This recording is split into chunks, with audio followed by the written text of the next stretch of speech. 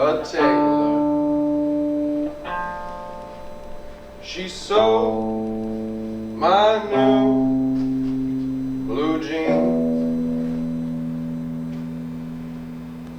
My father was a gambling man down in New Orleans.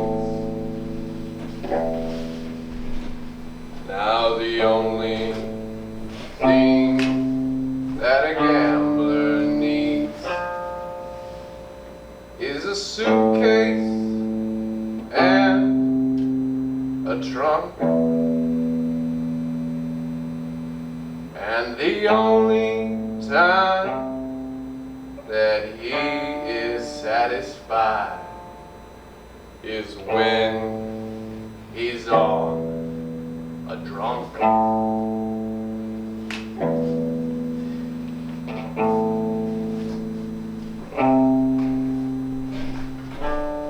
He is dead. I did this to him. Behind the hole in the wall, I could only see the back of his head. Coarse hair, skin shriveling. He looked like he needed a nap, a rest, a long rest.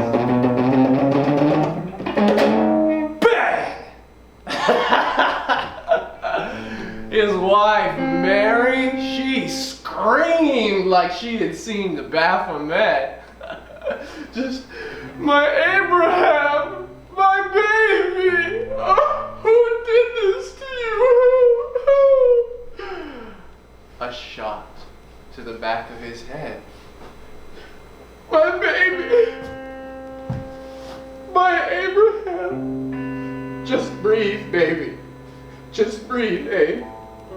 Here, wipe this handkerchief round your neck to catch all that blood.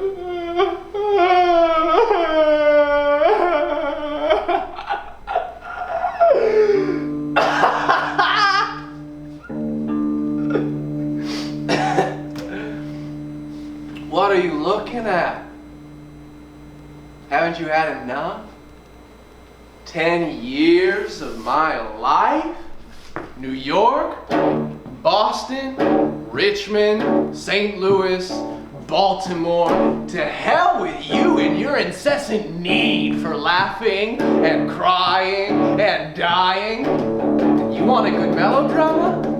Go talk to Edwin. He's the best goddamn thespian this world has ever seen. Oh, you know how you love how he makes the ladies swoon. How he shows you the inside of his meaty thigh, always turned at just the right angle whenever he fights with his sword. Fuck you!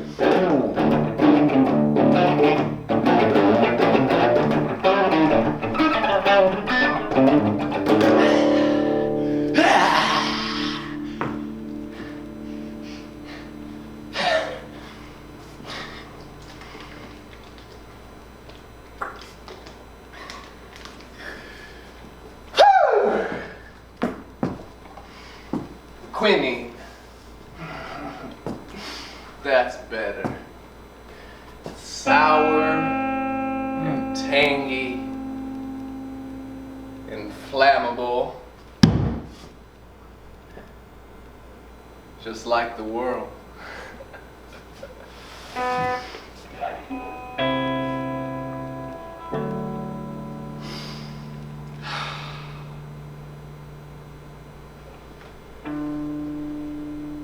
Mr. Garret is a good man.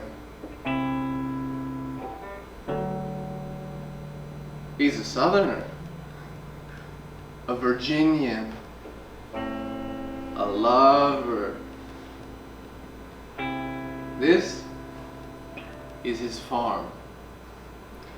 This barn is my hiding place.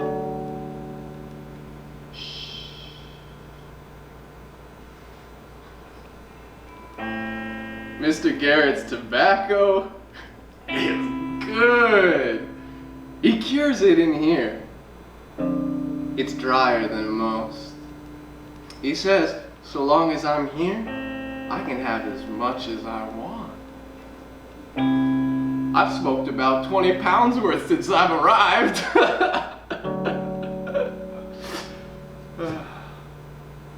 Mr. Garret is a nice man.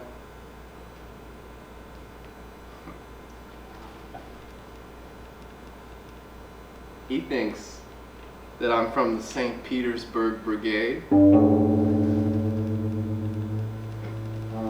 He thinks that my leg has been shot. He thinks this pig's blood is my blood. He thinks it's a Yankees' fault. He thinks David Harold, my accomplice, is my brother. He thinks David Harold is my lieutenant. David Harold is a fucking idiot. He's already surrendered. He's outside now, taking in the Virginia night, inhaling stale Port Royal must for nothing. He's gonna die tonight. He deserves it. He should have put up a fight.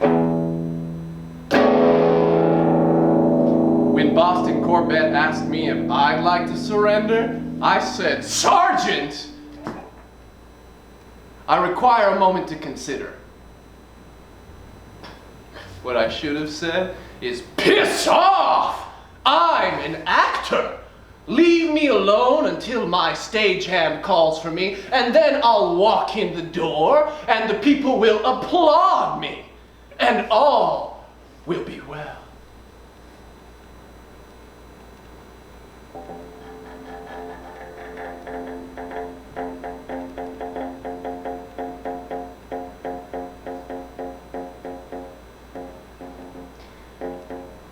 I don't want to go outside.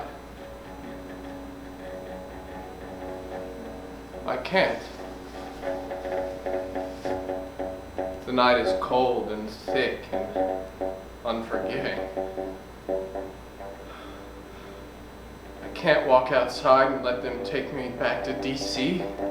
in handcuffs, to jail, gray and wet.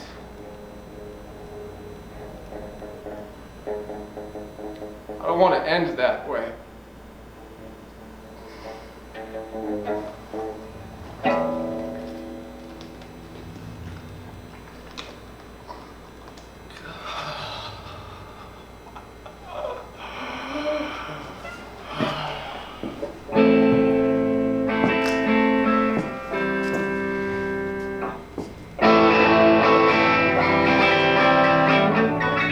Is this what you want from me? Is this what you like? I'm your slave. I work for you from sun up till sundown. I make you laugh and cry and dream and think. But when I think I get booed off stage, run out of town, my job is to look tall and muscled and young. How can you speak so eloquently of the freedom of man and leave a few million shackled and enchained? Boo, Mr. Booth. Boo, you, Johnny boy. No more St. Louis for you. I don't need St. Louis. It's hot and it's flat and the food isn't that good. And the women twist their words in this rose thorn twang. And the men are staunch and Catholic and very uptight.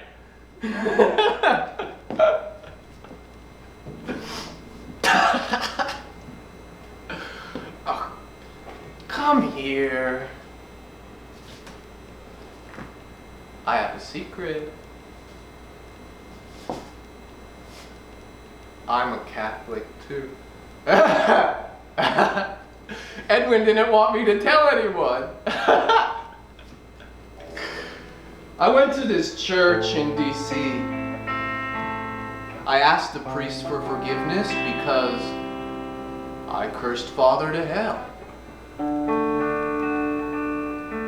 Go to hell and drop dead, you old British fool, I said. You married our mother, but you still think about your wife.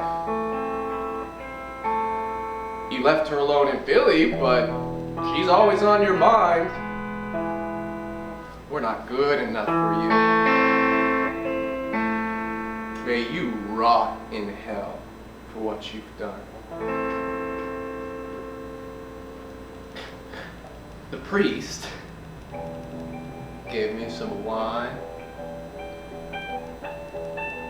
He said, "The blood of Christ revives you. The body of Christ renews you. And the Spirit of Christ uplifts you." I felt light for the first time in my life. I felt light and free.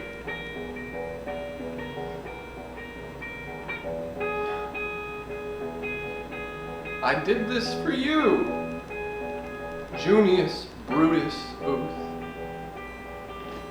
I did this so you could say, "Good job, son. Nice work, sonny boy. Give it here for old Pop." You finished what I started when I wrote to Andrew Jackson 10 years ago, threatening to shoot him dead. But you didn't see my final curtain call. I broke a leg. I leapt from the presidential booth, and I landed dead center, finding my light just like you taught me. Sic semper tyrannis, I yelled as I took my bow. Like my first recitation of Cicero at Milton's boarding school. Sic semper tyrannis.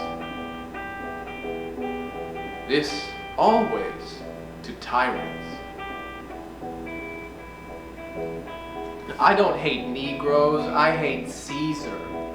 When Caesar conquered the enemies of Rome, Brutus arose and slew him.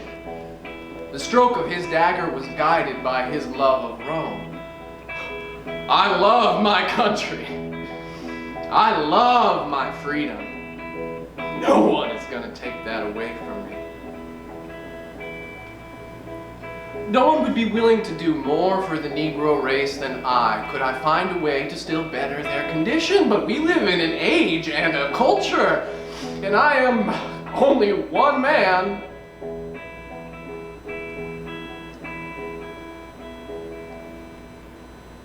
So is he.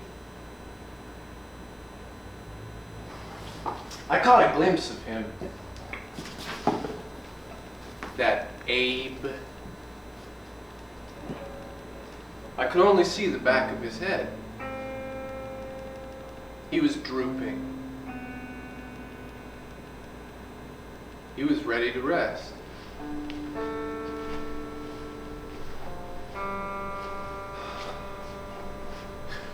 As am I. But I don't want to go outside. I don't want them to take me back to D.C. I don't want to go to jail. Cold and gray.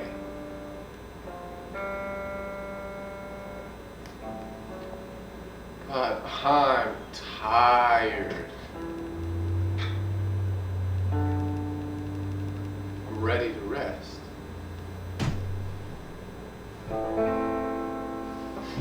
I'm ready, Sergeant! Take these hands.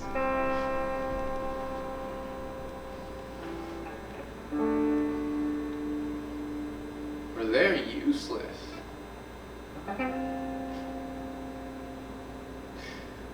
Useless.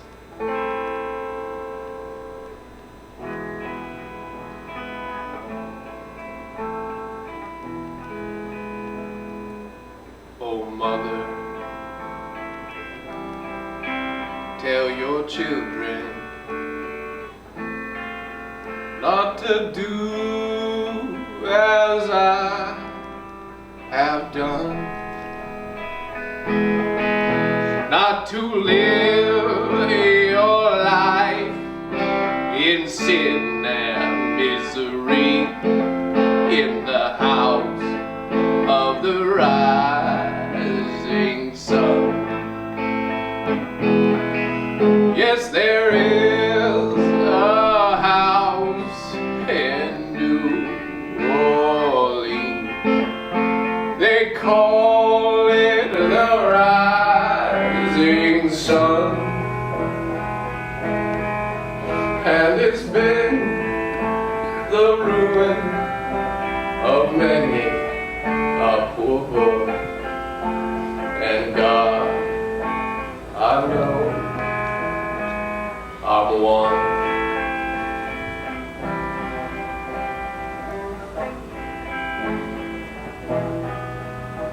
I'm one. I'm one.